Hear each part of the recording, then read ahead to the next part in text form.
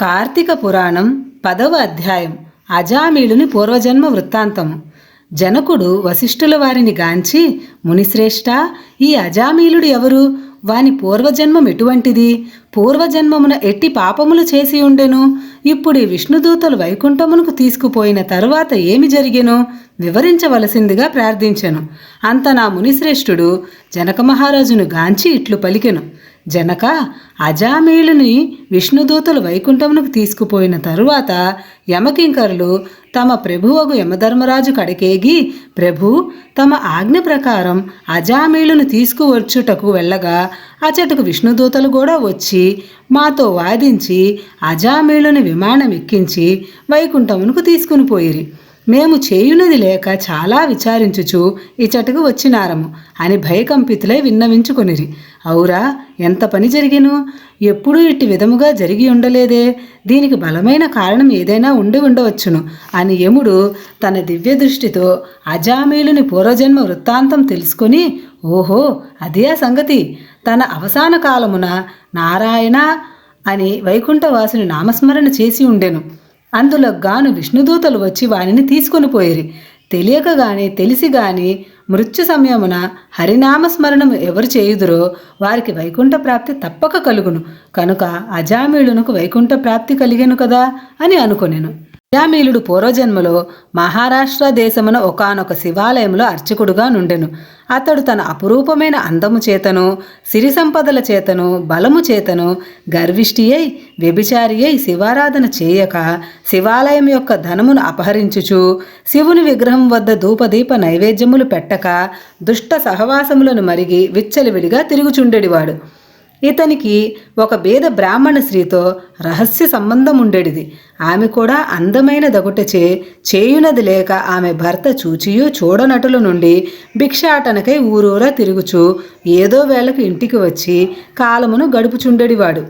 ఒకనాడు పొరుగురికి వెళ్ళి యాచన చేసి పెద్ద మూటతో బియ్యము కూరలను నెత్తిన పెట్టుకొని వచ్చి అలసిపోయి, నాకు ఈ రోజున ఆకలి మిక్కుటముగానున్నది, త్వరగా వంట చేసి పెట్టుము అని భార్యతో అనెను. అందులోకి ఆమె చీదరించుకొనుచు నిర్లక్ష్యముతో కాళ్ళు కడుక్కొనుటకు నీళ్లు కూడా ఇయ్యక అతని వంక కన్నెత్తైనను చూడక విటునిపై మనస్సు కలిగినదై మగని తోలనాడుట వలన భర్తకు కోపం వచ్చి మూలనున్న కర్రతో బాదెను. అంతా ఆమె భర్త చేతి నుండి కర్ర లాక్కొని భర్తను రెండింతలు కొట్టి బయటకు త్రోసి తలుపులు మూసివేశెను. అతడు చేయునది లేక భార్యపై విసుగు జనించుట వలన ఇక ఇంటి ముఖము పట్టరాదని తలపోసి దేశాటనకు వెడలిపోయెను. భర్త ఇంటి నుండి వెడలిపోయాను కదా అని సంతోషించి ఆమె ఆ రాత్రి బాగా ముస్తాబై వీధి అరుగుపై కూర్చొని ఉండగా ఒక చాకలివాడు ఆ దారిని పోవుచుండెను.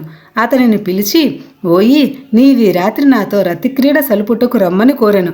అంత నా చాకలి, తల్లి, నీవు బ్రాహ్మణ పడతివి, నేను నీచ కులస్థుడను, చాకలి కులస్థుడను, చాకలివాడిని. మీరీ విధంగా పిలుచుట యుక్తము కాదు. నేనిట్టి పాపం పని చేయజాలను అని బుద్ధి చెప్పి వెడలిపోయాను.